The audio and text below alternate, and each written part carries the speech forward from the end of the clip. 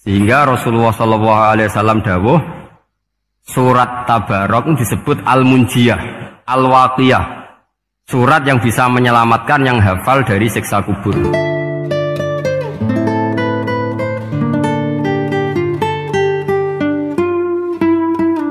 Niki kalau terangkan ya. Tentu masyhur sekali ya di antara yang difahami semua ulama bahwa Quran itu bisa mensyafaati ya. Masyhur sekali bahwa Quran itu bisa apa? Mensyafaati. Bahkan syafaatnya Quran itu bedanya dengan syafaatnya Nabi adalah syafaatul Quran ini menghalau atau menghadang orang biar gak sampai kena azab. Tapi kalau syafaatnya selain Quran itu yang sudah kena azab diambil dari azab itu. Nah, dalu niki kalau kepengen matur teng jenengan sedanten karena niki lami sekali saya kaji bahwa malaikat, nggih malaikat sinten mawon itu juga kena konstitusi aturan fikih. Jadi kalau kita sebagai manusia wajib menghormati orang hafal Quran, nggak boleh nyadui wong hafal Quran, nggak boleh ngidoni wong hafal Quran, maka malaikat juga kena aturan yang sama. Karena dia, malaikat ini termasuk makhluk yang mukallaf, makhluk yang kena tatanan Allah Subhanahu wa taala. Sehingga Rasulullah SAW dawuh surat Tabarok disebut Al-Munjiyah, Al-Waqiyah, surat yang bisa menyelamatkan yang hafal dari siksa kubur. Pokoknya singkat cerita, ada orang itu fasik, mungkin ya layak disiksa. Pas sampai disiksa malaikat, surat Tabarok muncul menjelma sebagai seseorang. Kalau kamu menyiksa orang ini berarti nyiksa saya. Terus kata malaikat, anti min kalamillah, ya rujuknya memang perempuan karena surah itu dari muannas karena ada taknya. Anti min kalamillah, kamu ini termasuk kalamullah. Wa ana akrahu musa'ataki, tentu aku nggak berani menyiksa kamu. Ya terus berdebat kata malaikat, ini orang nggak bener, ini orang fasik, saya harus mukuli dia. Kata surat Tabarok, sak fasik-fasiknya aku itu neng atine. Kena nyiksa dekne nyiksa aku. Wahnya debat karena nggak ada mahkamah konstitusi. Terus walhasil terus malaikat bilang gini, ya sudah kita lapor kepada Allah Subhanahu wa taala. Lapor, akhirnya surat Tabarok ini cerita ke Allah, ya Allah, ini orang setiap kali datang ke saya dari sekian surat-surat yang ada di Quran, orang ini milih saya. Yang dipelajari ya saya, yang dihafalkan juga saya. Ini kata surat Tabarok kepada Allah. Jika orang ini hafal saya tidak ngefek ke dia untuk tidak disiksa, maka mendingan saya tidak termasuk kitabika, saya tidak termasuk Quran saja. Wong jadi Quran ora iso nyafaati. Terus kata Allah, lho kowe kok emosi kata Allah. Ya harus emosi dong Gusti. Masa wis dadi Quran kok gak iso nyafaati sing apal. Terus kata Allah, wis pek aman. Nah, makanya terus banyak orang ngapalkan surat Tabarok. Ya ini sekaligus ijazah nih. Untuk meradam kemarahan malaikat niku apal surat Tabarok. Syukur-syukur apal 114 surat. Oh niku malaikat sinten mawon pun kena nih. Cukup apal Tabarok. Sehingga adatnya orang-orang Jawa, selain apal Yasin itu apal Tabarok. Nah saya itu lama sekali mempelajari bab ini. Ternyata di antara pokoknya itu satu, karena malaikat itu kena aturan fikih. Nggih imut nggih, malaikat itu juga kena aturan fikih. Jika orang hafal Quran itu haram disadui, kita haram menghinakan, maka malaikat juga kena aturan tidak boleh menghinakan orang yang hafal Quran. Dan alhamdulillah di banyak surahul hadis, hafal Quran itu maknanya tidak harus hafal semuanya. Orang boleh hanya hafal Tabarok, boleh hanya hafal Waqiah. Itu kalau kamu hafal betul, surat ini juga bisa berdiri sendiri mensyafaati Anda. Kayak ini surat Tabarok, beliau matur kepada Allah Subhanahu wa taala. Redaksinya gini, inna fulanan amida ilayya min baini kitabika fata'allamani wa ta'alani. Jadi dari sekian surat yang ada di Quran, orang ini selalu milih saya ya Allah.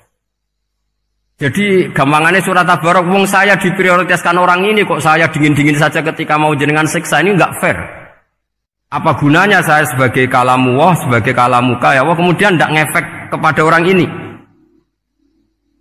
Akhirnya walhasil sama Allah surat Tabarok diberi hak syafaat.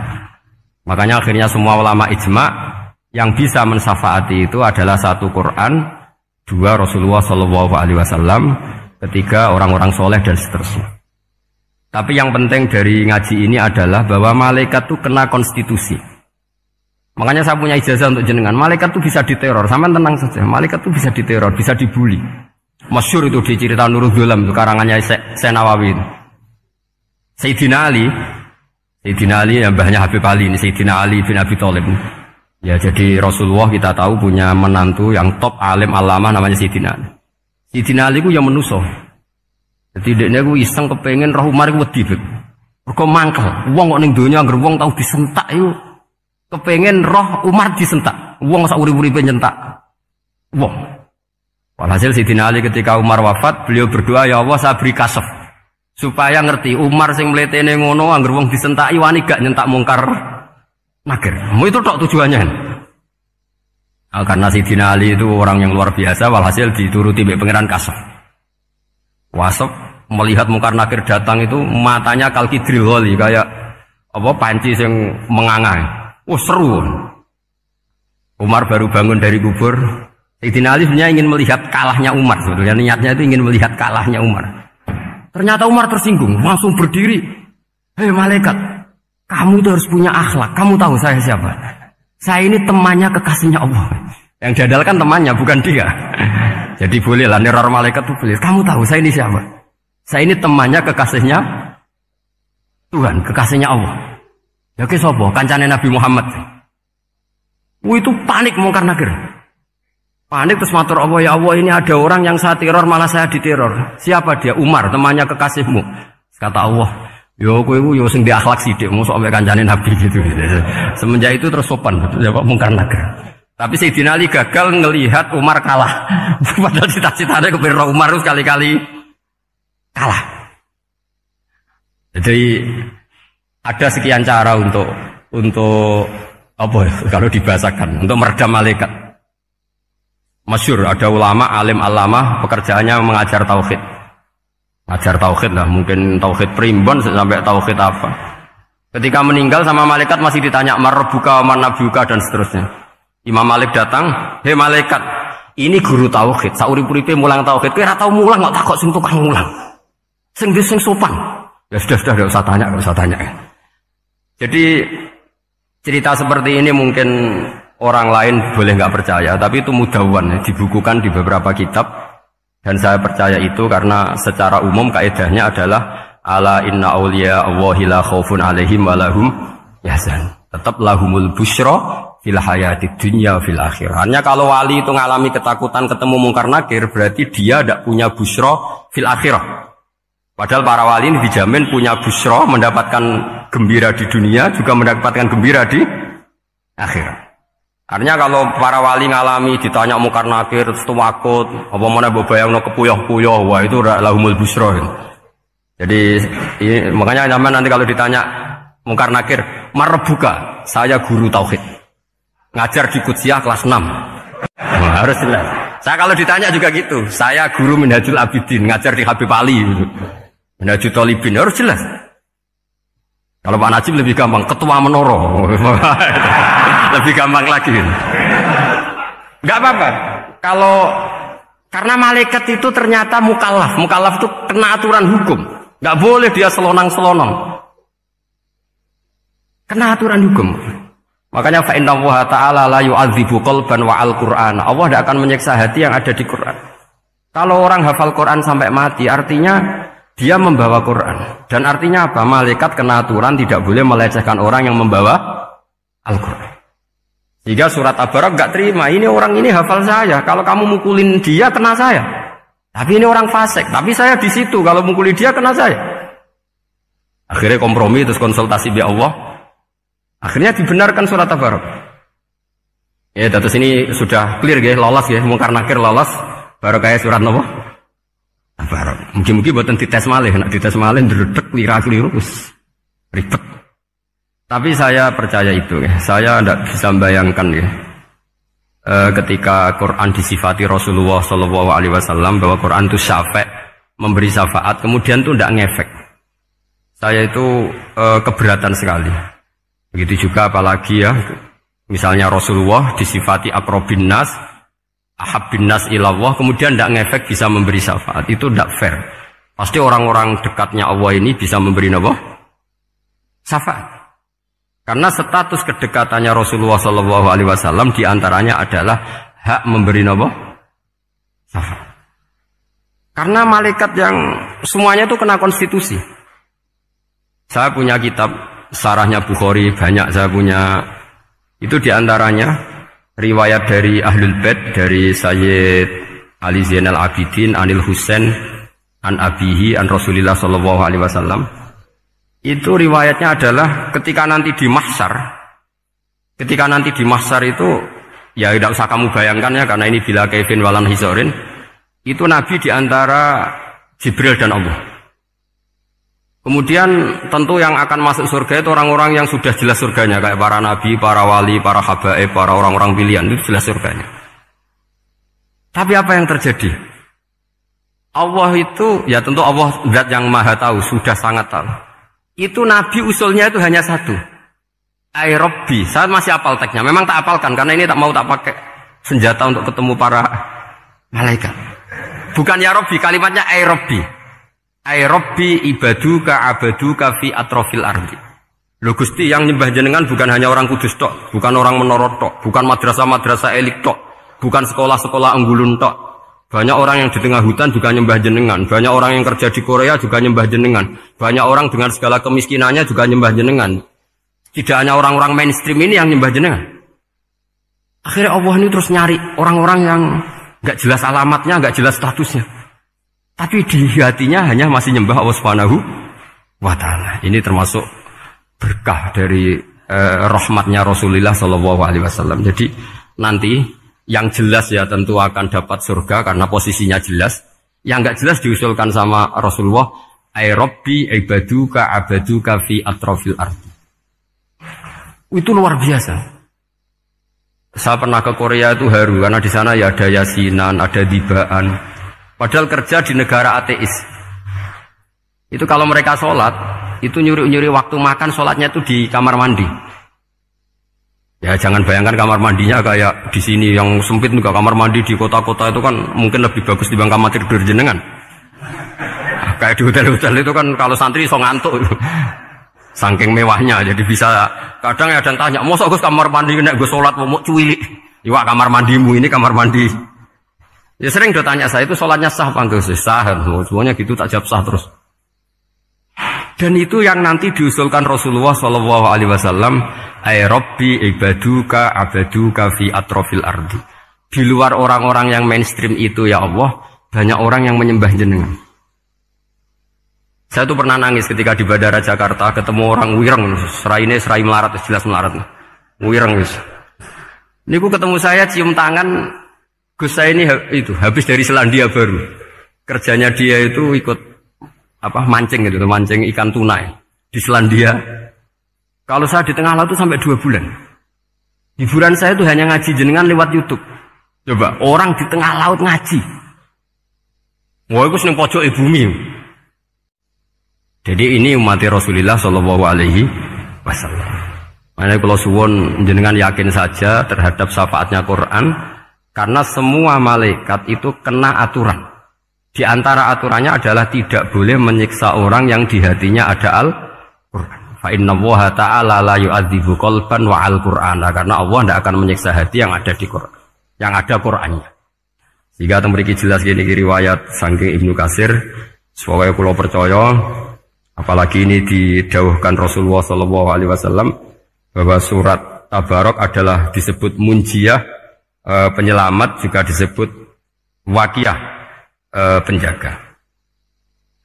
Lalu biasanya orang-orang yang nggak percaya syafaat itu pertanyaannya adalah, kan manusia itu wa alaisalil insani ila masa'a, manusia itu hanya bisa membawa bekal apa yang pernah dilakukan. Itu dijawab oleh ulama-ulama kita ahli sunnah wal jamaah. Entah perlu ditambahi anahdia apa tidak tahu saya. Saya ini kata orang banyak termasuk pengurus PBNU, tapi saya itu tetap nggak pati srek. Kalau ahli sunnah saja, tidak usah ditambahi an-nahdiyah. Karena nanti malah tidak global ini, ahli sunnah kok lokal ini jadi ribet. Ya tapi kalau kita di Indonesia ya ditambahi anak dia tidak apa-apa. Karena mau tidak mau memang apa ya, dalam hal ikramus sahabah mungkin kita dengan Wahabi itu sama-sama ikramus sahabah. Tapi dalam hal percaya wasilah kita ini ada miripnya dengan Syiah, karena Syiah percaya wasilah, NU percaya wasilah. Tapi dalam bab ikramu kulis sahabah beda kita dengan Syiah. Fa innas Syiin itu ada sahabat yang dihormati, ada yang enggak. Akhirnya terus kita karena itu terus bikin ahli sunnah An-Nahdiyah, karena Wahabi itu ya ahli sunnah tapi enggak percaya apa? Wasilah. Ya katanya gitu, kata para pakar-pakar. Saya sendiri hanya nirukan, saya enggak punya kepentingan untuk menganalisis itu enggak. Karena pertanyaan di kuburan itu ya gampang, nanti marbuka wa manabiuka itu gampang lah. Tapi ada KNU juga, ada nanti Gus pertanyaannya, wa ma jamiyatuka. Waduh ribet itu, lama-lama wa ma hizbuka, partai kamu apa? Ribet kan kalau semua orang kreasi nambahin, malah ribet kan. Tapi lewat ngaji ini saya pastikan bahwa apa surat Tabarok itu luar biasa. Terus saya teruskan. Wa qad rawat Tabrani wal Hafidz Adhiya al-Muqaddasi min tariqi Salam bin Sadrusih qala Rasulullah sallallahu alaihi wasallam suratun fil Qur'ani khosomat an sahibiha hatta adkhalathul jannah. Jadi ada surat di Quran yang mati-matian membela yang hafal sampai surat itu memasukkan orang itu ke surga, yaitu tabarakalladzi biyadihil mulk. Ini yang Ani bin Abbas yang qala daraba ba'du ashabin Nabi sallallahu alaihi wasallam khifa'u ala qabrin wa wala yahsibu annahu qabrun. Fa idzan qabru insanin yaqra'u surat al-mulki hatta khatamaha. Fa'atan Nabiyya sallallahu alaihi wasallam faqala hiyal mani'ah hiyal munjiyah tunjihi min adzabil qabri. Jadi ada sahabatnya Nabi karena kemalaman dia bikin tenda di kuburan. Dia agak ngira kali itu kuburan. Ternyata di situ ada orang Sohibul Qabri ini baca surat Tabarok. Baca surat Tabarok. Kemudian peristiwa itu dilaporkan ke Rasulullah. Jawabnya Nabi apa? Memang surat Tabarok itu al-mani'ah, yang bisa menghalau atau menolak azab. Ziyal munjiyah, memang surat Tabarok itu menyelamatkan tunjihi min adzabil qabri, akan menyelamatkan orang itu dari siksa kubur. Ikut ke sekolah. Wa qala Tabrani haddatsana Muhammad bin Hasan. Saat terus qala Rasulullah sallallahu alaihi wasallam lawadittu annaha fi qalbi kulli insani min ummati. Karena keramatnya surat Tabarok seperti itu, kata Nabi lawadittu pakai lam taukid. Yakti seneng ingsun annaha di surah yaitu Tabarok fi qalbi kulli insani min ummati. Karena keramatnya surat Tabarok seperti itu, saya suka kalau semua umat saya itu hafal itu. Nah, alhamdulillah barokahnya didikan para kiai, para guru, hampir semua kita ini hafal surat Tabarok. Daripada yang kampanye harus hafal Quran semua, ya sudahlah, ini al-maisur la yasqutubil ma'sur atau ma la yudraku kulluh la yudraku kulluh. Jadi saya itu punya santri orang Sulawesi. Itu dulu guru gitar.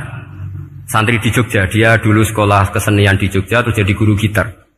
Saya ini kan kiai fikih. Saya mazhabnya sama dengan Pak Najib, termasuk ngaramkan gitar saya ini. Mau tak haramkan kok ora gelem ngaji malah ribet, tak halal ngomong gitar kok tak halal. Wis meneng ae. Wis meneng ae. Saya niru Mbah Mun, nek ono jawabane meneng gak. Ya tak kok kadang, Gus, main gitar hukumnya piye? Kurang pegawean tak jawab. Halal tak haram, Gus? Kurang pegawean sejelas. Halal haram tak kok ribet. Tapi yang unik dari itu apa? Tiap tahun Beb itu datang ke saya setor surat Tabarok. Kadang ya setor 5 ayat, 20 ayat, sampai khatam. Naik pesawat dari Sulawesi. Gara-gara ngaji saya, sudahlah Gus, sementing aman. Jadi, aku ning donya wis main gitar, saenakku, nak gak apal Tabarok bahaya. Gitu. Dia ngapalkan, apal betul. Sekarang kemarin setornya khatam. Ya hanya untuk ngelawan malaikat saja, itu untuk ngelawan malaikat itu. Saya kok tertarik gitu.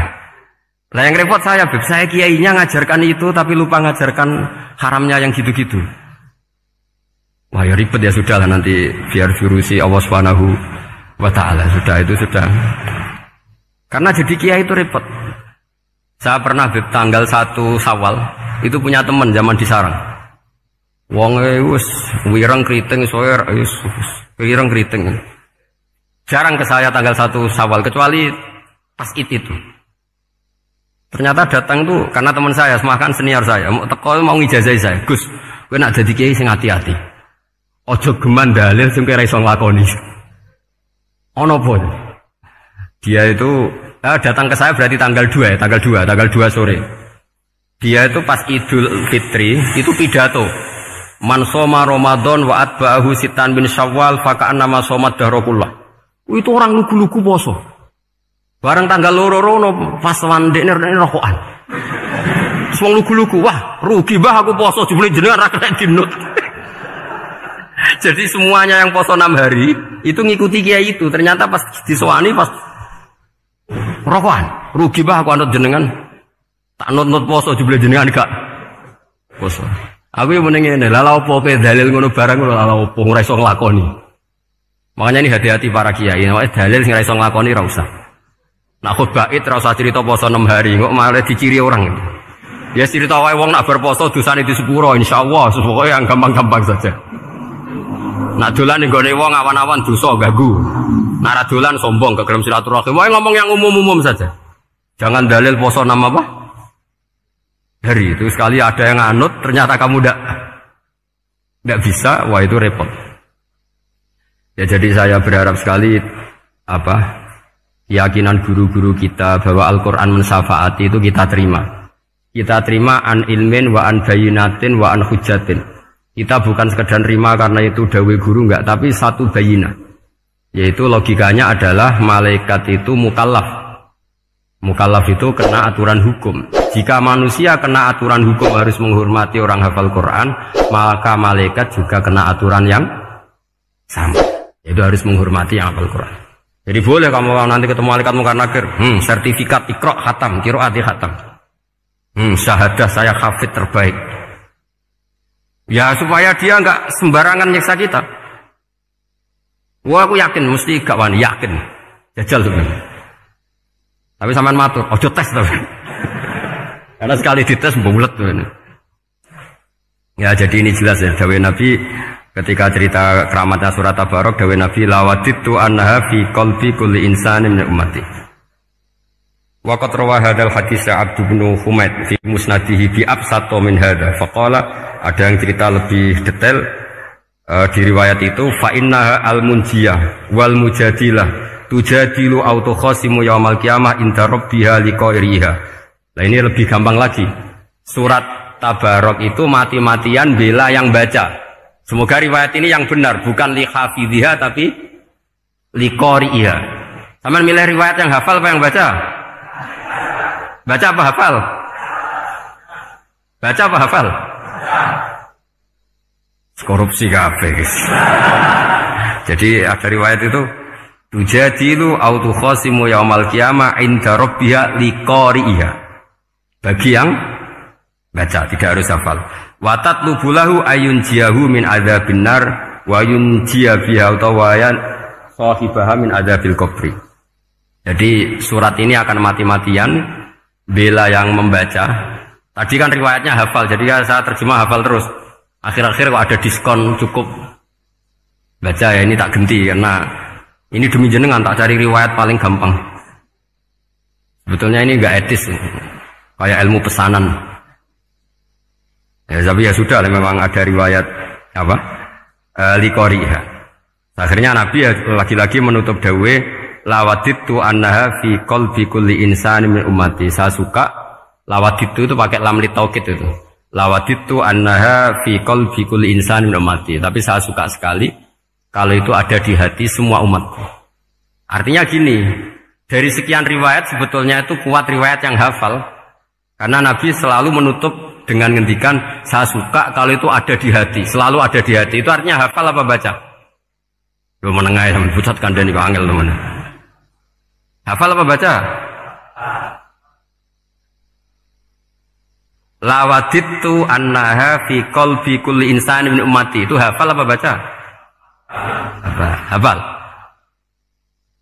Ya berarti hafal. Ini yang hafal Tabarok berapa? Semua ya? Hafal semua? Aman berarti, no? Jadi kalau Kula niku gak ada kitab banyak tentang usul fikih. Sebenarnya kepentingan saya itu bukan masalah usul fikihnya, tapi kepentingan bahwa konstitusi ilmu, saya ulang lagi apa, konstitusi ilmu yang difahami ulama ummati Rasulullah sallallahu alaihi wasallam itu ternyata fa inna ta'ala bahabihim al malaikah. Allah itu bangga sekali dengan para malaikat. Makanya kamu harus ngaji usul fikih, ngaji apa saja. Karena malaikat itu tidak bisa mikir gak jenengan, yang bisa mikir itu jenengan.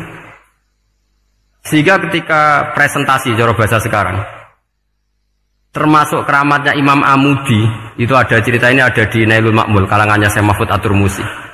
Imam Amudi itu ulama top, tapi dia ngajarnya itu matematika. Jadi ulama nggak ngajar tauhid, nggak ngajar tarikh, nggak ngajar pesolatan, tapi ngajar matematika. Akhirnya, tapi di hatinya ini, makanya ulama itu punya bisirri asrorihim al-fatihah itu ya di sini. Di hatinya itu menurut dia, ilmu paling efektif untuk menjelaskan logika tauhid itu ya matematika. Singkat cerita, ketika ketemu para malaikat, ngendikannya Allah, ya Amudi, kenapa kamu sering belajar matematika? Li tauhidika ya Rabbi, supaya saya mentauhidkan engkau. Ajari para malaikat. Jadi malaikat dipanggil semua sama Allah. Hei waya malaikat, hei para malaikatku, dengarkan kajian Imam Amudi. Dengarin semua. Dia nerangkan di bor hanya sedikit. Nisbatus naini wa arba'atin wa khamsin sampai terus ilal wahid, semuanya nisbatul far'i ilal asli. Wes aku gawe angka cek 1 juta, cek 1 miliar, tetep awalnya ku siji. Mbok donya jumlahe cek alam galaksi, cek planet wes santek. Tetep asal usule siji. Kabeh ku pengembangan nisbatul far'i ilal asli. Liyane zat sing wahid iku kabeh far'un, cabang mintil kal wahdah. Malaikat manduk-manduk kabeh iya, kabeh ku kok Allah. Jadi angka sebanyak apapun itu ya nisbatul far'i ilal asli. Jadi 2 ya enggak asli, yang asli 1. 5 ya sama, 1 miliar ya sama, 1 triliun semua. Berapapun jumlahnya bilangan, semuanya adalah far'un minal wahid. Terus kata Allah, oh iki lho ulama aku pinter tenan nerangno tauhid. Nah, malaikat kan monoton. Pokoknya wiridan sudah gitu dok. Akhirnya, padahal malaikat ini pernah nggak terima ketika ulama itu masuk surga duluan, karena kan wiridan ini lama malaikat. Tapi ternyata apa? Kata Allah, kowe wiridan terus wajar gak di nafsu. Manusa tak kei nafsu jek eling aku. Akal terbaiknya dipakai untuk saya kata Allah, yaitu untuk litauhidi, untuk mentauhidkan saya. Itu Imam siapa? Amudi. Jadi dia. Terus saya punya kitab, pernah ngaji sama Mbah Mun, namanya kitab Al-Husunul Hamidiyah. Itu ada ulama, itu ahli gambar. Gambar. Kitab itu bergambar. Kadang gambar wet, kadang gambar wedhus, pokoknya kitabnya gambar. Tapi wong keramat. Dua kitab gambar tapi hawane hawa tauhid. Nah, sampean kan enggak ngarang kitab primbon. Donga mahabbah. Lah wong dene dhewe Joko tuwa kok ngijazahi mahabbah. Lucu kan. Ana kiai fakir jali ijazah jal berizki yo ngijazahi udah dekne dhewe. Fakir. Lha sing repot meneh. Wong dene dhewe ra cerdas ngijazahi ilmu laduni. Seribet Mas. Wong dene dhewe ra cerdas ngijazahi ilmu napa? Ternyata di akhir kitab itu dijelaskan gini. Fa inna hadhihi suwara, semua gambar ini awaluha min nuqtah wahidah. Awalnya adalah dari 1 titik. Jadi famadarul wujud adalah an-nuqtah, 1 titik. Nuqtatul wujud yaitu Allah Subhanahu wa taala. Mbok kowe gambar seruwet apapun. Wis aku gambar benang paling ruwet sing ra iso diurai. Awalnya 1 titik apa 2 titik? 1 titik. Makanya masyhur dalam dawuh para ulama, Quran dikumpulkan di surat Fatihah. Surat Fatihah dikumpulkan di Bismillah. Bismillah dikumpulkan di titiknya ba. Nah titik ba ini disebut bi kana makana wa bi yakunu mayakun. Karena lewat titik bi ini, karena saya yang ada menjadi ada, dan karena saya yang mau ada akan menjadi ada. Makanya semuanya itu kembali ke 1 titik, nuqtatul wujud. Kayak apa ulama dulu? Jadi mau bismillah itu gak main-main kan. Bismillah itu eling baik. Baik ini nuktatil wujud. Bahwa kita benar-benar bertauhid. Mbok kayak apa buletnya gambar, mbok kayak apa ruwetnya, tetap dimulai dari satu titik. Mbok kayak apa jumlah angka-angka itu dimulai angka satu. Nah, sampean saya harapkan nanti kalau ketemu Allah itu Allah bangga dengan sampean kon mulang tauhid ning malaikat. Orang ning TPQ kon mulang malaikat. Itu cita-cita terbesar saya, kepengen mulang malaikat. Mulang sampean wis bosen yakin, wis aku pengen keren, mulang. Maksudnya aja malaikat kok Jibril, Mikail itu malaikat elit. Sing awam-awam lha sing mboten. Kalau malaikat ini papan atas niku pun alim banget. Saya kenapa ngomong demikian? Saya ini punya tafsir namanya tafsir Al-Qurtubi. Itu Imam Qurtubi termasuk tak anggap mufassir hebat. Beliau ketika ngendikan wa idz qala rabbuka lil malaikati, terus walhasil malaikat itu terus protes ataj'alu fiha may yufsidu fiha wa yasfikud dima. Itu kan ada pertanyaan di tafsir itu. Bagaimana mungkin malaikat itu protes kepada Allah, padahal malaikat itu terkenal loyal sama Allah, nggak pernah intervensi, nggak pernah gugat. Kenapa ini kok ada cerita malaikat kok gugat atas aluk? Jadi Imam Qurtubi, hum awamul malaikah, itu awamnya malaikat, bukan yang kayak Jibril, Mikail. Itu malaikat-malaikat yang nggak ada namanya, awam. Jadi jangan bayangkan yang protes itu kayak malaikat Jibril. Jadi harus dibedakan. Lah saya ya tentu kalau ngajar malaikat ya milih yang ini, yang nggak jelas namanya ini sudah. Kalau Jibril ya nggak mungkin diulang, terus sing nggawa wahyu. Apa alam Quran itu sepiro? Aku sing nggawa Quran ribet kan malah. Lah nek Israil mbok ulang tersinggung dipletet lah tuntas malah ribet. Mikael mbok ulang tersinggung kira di donasi bagian duit dan bagian rezeki. Ribet. Wis mulang malaikat sing awam. Saya itu termasuk hilang iskal saya, janggal saya karena tafsir Qurtubi. Dulu saya itu iskal. Mau malaikat kok ngevaluasi kebijakan Allah itu artinya kan gini. Ya Allah, engkau mengangkat Adam sebagai khalifah. Padahal potensi Adam itu adalah ifsad. Ya, atas alufia mayufsidu fiha wasfikud dima. Kata malaikat, wa nahnu nusabbihu bihamdika nuqaddisullah. Itu kan paradok, kalimat yang paradok. Paradoknya begini, ya Allah tolong evaluasi engkau ngangkat Adam sebagai khalifah. Potensi Adam adalah merusak bumi. Wa nahnu nusabbihu bihamdik, kita ini selalu mensucikan engkau. Loh, itu kan paradok. Kalau mereka mensucikan Allah, artinya mensucikan juga min ihtimalil khata'. Mensucikan bahwa Allah itu tidak mungkin salah. Nah ini bilang mensucikan kok. Saya mensucikan engkau Gusti, tapi kok dalam hal ini kok kayak jenengan itu salah gitu. Wong karwan Adam kok mbok angkat. Makanya Allah duka. Wong kowe ku jare maca tasbih kok ngevaluasi. Ya kan maknanya mentasbihkan Allah apa? Mensucikan dari semua kesalahan, kekurangan. Nah, ini bilang baca tasbih kok nganggep Allah itu perlu dievaluasi kebijakannya. Tolong pikir ulang Gusti. Mungkin jenengan kurang detail kan kayak gitu. Akhirnya Allah tersinggung. Masyhur itu di tafsir-tafsir. Meskipun tafsir itu sebagian Israiliyat, yang keterusan itu rodok Israiliyat, tapi cara kula rodok setuju kan, Israiliyat yang rodok gitu. Itu kan masyhur itu. Akhirnya, lah apa alasannya Adam kok salah? Bani Adam tentu akhirnya Adam ini kemudian terganti ke Bani Adam. Dan itu jadi perdebatan ahli tafsir. Apakah domir itu harus kembali ke asal? Apa boleh ke pengembangannya? Misalnya Adam itu kan di situ disebut ataj'alu fiha may yufsidu fiha wasfikud dima. Padahal Adam yang nabi ini nggak pernah yusfikud dima. Nggak pernah yufsid fil ardi, juga nggak pernah wasfikud dima. Ya, saya ulang lagi, Adam yang nabi itu kan nggak pernah ngalami ataj'alu fiha may yufsidu fiha wasfikud dima. Berarti Adam ini nanti yang nakal, yang sampai senang berteman darah itu Adamnya apa anaknya? Anaknya kan? Itu jadi perdebatan ahli tafsir. Walhasil singkat cerita, malaikat ini tidak salah. Nyatanya kita tahu kan perang di Irak, di Syria, perang zaman Belanda. Bani Adam itu senang safkud dima. Tapi ternyata malaikat ini ditegur sama Allah. Yusbiya manusia itu salah itu binafsu. Gue bener mergo ora takei nafsu. Masyhur terus dicerita Israiliyat itu ada malaikat, dia jajal Gusti. Juajal tenan dikai nafsu, medun ketemu wong adus langsung merkosa. Gaweanan sih, ora kenalan sih. Terus dari Allah, wah lumayan menuso, ana mukadimah iku ora-urana. Walhasil terus malaikatnya api terbang nggak bisa. Ini kata cerita Israiliyat, kamu harus menentang cerita ini. Tapi saya setuju. Singkat cerita, pertanyaannya adalah, mungkinkah malaikat melakukan kesalahan? Padahal termasuk salah adalah protes kepada Allah Subhanahu. Tadi dijawab oleh Imam Qurtubi, hum awamul malaika. Itu awamul malaika. Jadi kita harus membedakan malaikat yang papan atas, yang ashos. Kalau dalam tafsir modern disebut malaikat sing ashos. Kayak Jibril, Mikail. Ada malaikat awam.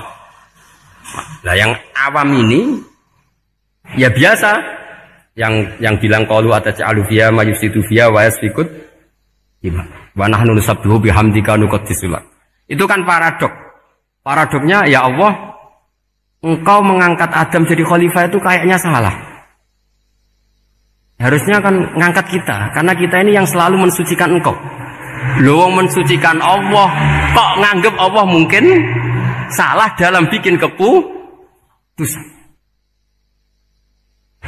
Makanya hati-hati kalau baca tasbih. Kalau baca tasbih, kalau Allah Maha Suci, ya sudah suci dari segala kesalahan, kekurangan. Sehingga wiridannya Rasulullah yang diajarkan kita, subhanallah bihamdi adada khalqi wa ridha nafsi wa zinata arsy midada kalimati. Jangan subhanallah pakai versi kamu. Allah Maha Suci. Ternyata kamu punya khayalan tentang Allah. Nah, kalau khayalan kamu salah, berarti mendudukkan Allah tidak sesuai sifatnya Allah. Makanya ahli tauhid terus punya satu pakem ilmu yang namanya ma khatara bi balika fa wa bi khilafi dzalik. Apa yang ada di hatimu bahwa Allah seperti ini, hakikatnya Allah tidak akan seperti itu, karena Allah mukhalafatul bil hawadits. Karena ini masalah-masalah sensitif. Dan itu yang salah, saya ulang lagi, awamul malaikah. Kata Imam Qurtubi siapa? Awamul malaikah. Ya saya teruskan. Jadi kalau suwon seperti keinginannya Rasulullah Shallallahu Alaihi Wasallam. Terus niki terakhir, anna Rasulullah Shallallahu Alaihi Wasallam kana la yanamu hatta yaqra alif lam mim tanzil wa tabarakalladzi biyadil mulku wa qala las antawuf yufaddilani kulla suratin fil Qur'an bisab'ina hasanatan. Jadi di antara kelebihannya surat Tabarok adalah mengungguli umumnya surat dengan kelas 70 kali derajat. Jadi keunggulannya surat Tabarok itu bisab'ina darajah di bawah surat-surat yang lain. Sudah, ini surat Tabarok agak panjang. Tapi alhamdulillah dari semua itu surat Tabarok itu kalah bi qul huwallahu ahad. Jadi ini nikmat terbesar kita. Karena nggak perlu Tabarok, saiki porsi ini diturunkan jadi apa? Kulhu. Makanya banyak tarawih main apa? Kulhu. Itu bukan kecari cepet, itu dalile musalsal ila Rasulillah sallallahu alaihi wasallam. Jadi ada sahabat itu kalau ngimami main kulhu. Di Indonesia masih mendingan kulhunya rakaat kedua ya. Itu enggak, sahabat ini rakaat pertama ya kulhu, kedua ya kulhu. Masih mendingan di Indonesia dipakai selingan rakaat kedua. Singkat cerita, sahabat yang makmum ini lama-lama mangkel, matur, ya Rasulullah, ini orang yang kau pasrai jadi imam itu sering main kulhu.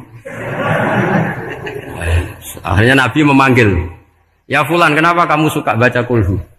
Li'annaha sifatur rahman, karena dalam surat kulhu itu semuanya menerangkan sifatnya Allah Ta'ala. Maka saya suka itu. Nabi saat itu juga dapat wahyu, ya Muhammad, kasih tahu orang itu, inni uhibbu, saya suka dia karena dia suka kulhu. Oh, itu aja hafalkan itu. Jadi itu riwayat yang lebih menggembirakan itu. Jadi tidak usah Tabarok, cukup apa? Kulhu. Dan itu lebih mutawatir. Makanya kalau legenda dunia kiai itu kan, ini ada cucunya, ada cucunya Sayyidina Ali. Tuh, siapa yang bisa khatam Quran sekian menit? Yang menang Sayyidina Ali ya, karena baca kulhu sampai 3 kali. Yang dianggap takdilul Quran, sudah sama dengan baca Quran. Jadi ini ijazah terakhir, ini jadi porsinya tambah turun. Saya itu suka. Saya itu punya banyak penggemar lah di Jogja, di Jakarta. Memang agama ini harus mudah. Saya itu kalau baca kulhu itu sampai nangis. Nangis saya bukan karena faham atau haru, itu enggak. Sebaik itu Allah. Masa gara-gara hafal kulhu, main kulhu dicintainya. Ya karena memang Allah itu benar-benar zat yang baik.